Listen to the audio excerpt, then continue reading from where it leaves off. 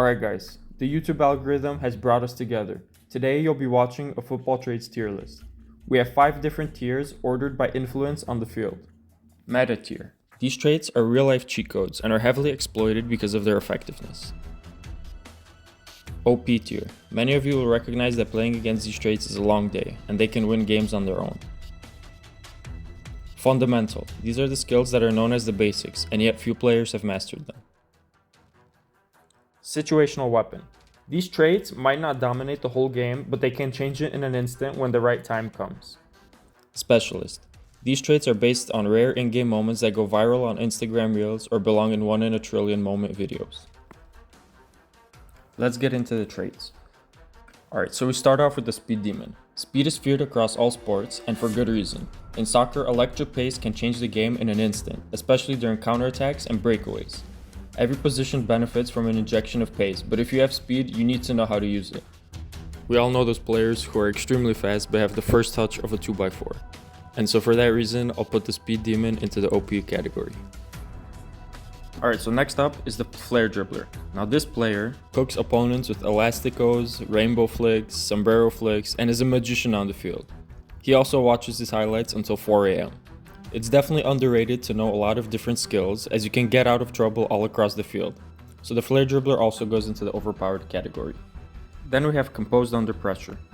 The player who's composed under pressure stays cool during 1v1s, when playing through a high press, and when defending as a last man.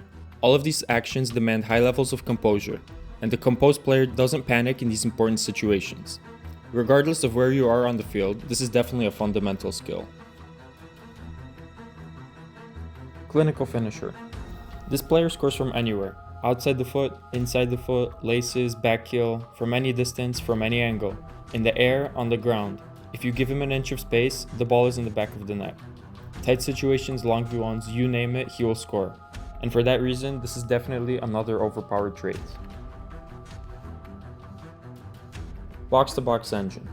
Now the box-to-box engine is a huge asset on the field. These players can spearhead attacks, hold the midfield, or be an anchor in the defense depending on what the manager needs. Versatility is important in this era of the game because of how different each team's playing style is, even with the rise of more specialization. And for that reason, this is the first meta trait.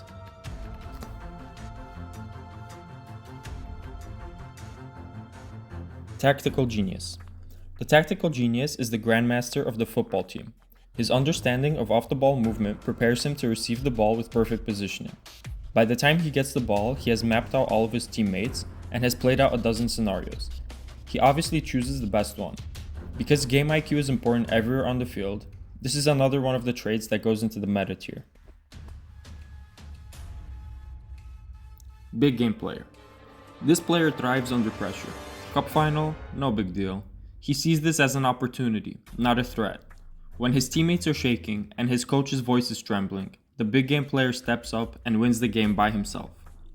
Obviously, not every game is classified as a big game, and sometimes these players become complacent when facing smaller teams. So for that reason, the big game player goes into the situational weapon tier. The Master Technician. Silky smooth passes, first touch with change of direction, pinpoint accuracy with long balls. These things are all in the arsenal of the Thiago Alcantara, and Toni Kroos are clear examples of technical masters. We all enjoy watching these players as they have unmatched touch, control in motion, and precision at full speed while making it look effortless. This is definitely another fundamental trait. Visionary Playmaker. Players with this trait see the entirety of the field and can find passes that no one else can, without looking. When you think of visionary playmakers, you think of players such as Lionel Messi is a situational weapon. Two-footed player. Next is the two-footed player. Two-footedness is still rare, even at the highest levels of the game, with about 18% of professionals being classified as two-footed. By having this trait, you unlock many solutions that one-footed players simply can't do, and this is extremely deadly if you also have the Flare Dribbler or Clinical Finisher traits. This is definitely another fundamental skill. Explosive First Step. The explosive first step blows past defenders from a standstill and goes from 0 to 100 real quick. Without a doubt, these situations are the strongest part of the explosive steps game.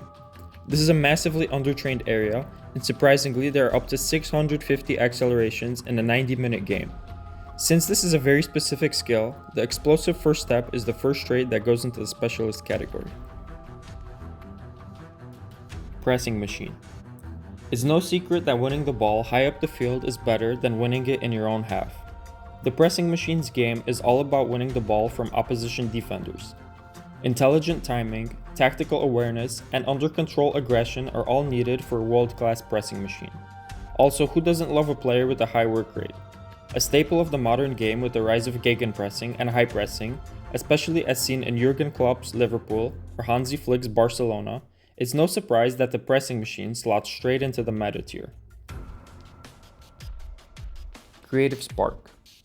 The creative spark is the definition of expect the unexpected.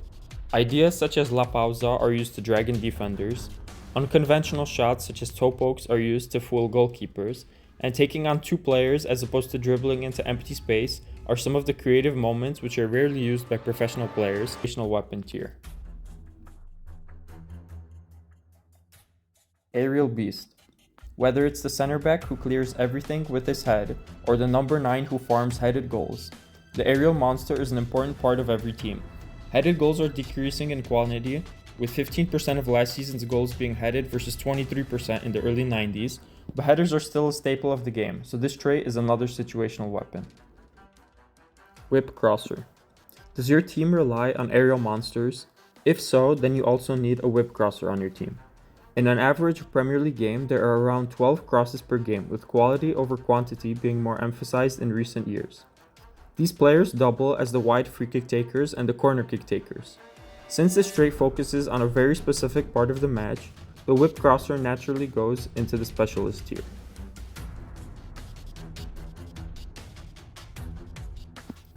The tank. The tank is the biggest and strongest player on the field.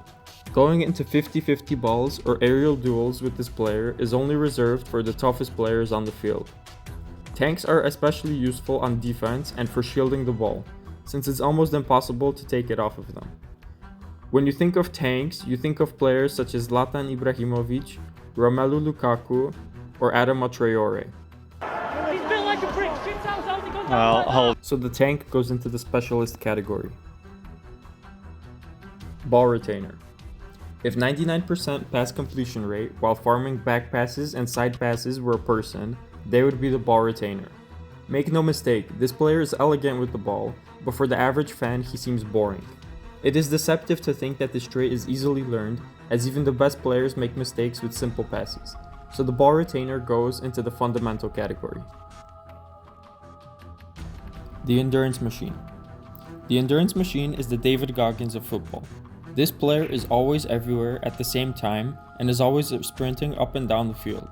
The endurance machine is oftentimes the coach's favorite and is oftentimes the only player who looks forward to preseason and spends his days off grinding Zone 2 runs on the treadmill. As the professional game continues evolving, expect an increasing amount of these players. In the last 20 years alone, the distances ran at high intensities has increased by 50%. Unsurprisingly, the endurance machine is another trait that goes into the fundamental category. Free kick specialist. Many of us used to stay after practice to work on our free kicks. Few of us ever learned how to properly take them, and even fewer of us ended up scoring a free kick in a game. But when it happens, it's always a special moment. With between 5 and 6% of free kicks being scored on average, it would be senseless to put this trait anywhere other than the specialist tier. Defensive general. The defensive generals aren't your average defenders. They're the battlefield leaders, shouting orders, organizing chaos, and holding down the entire squad. They crunch opposition attackers, boost team morale, and are there when the team needs them the most. Without a surprise, these players are almost always the captains of the team, and for that reason, this final role earns its spot in the meta tier. So we've gone over some roles such as the speed demon, the flair dribbler, the tactical genius, and the defensive general. Which was your favorite? Comment down below, and be sure to like and subscribe. Thanks for watching, and I hope to see you in the next video.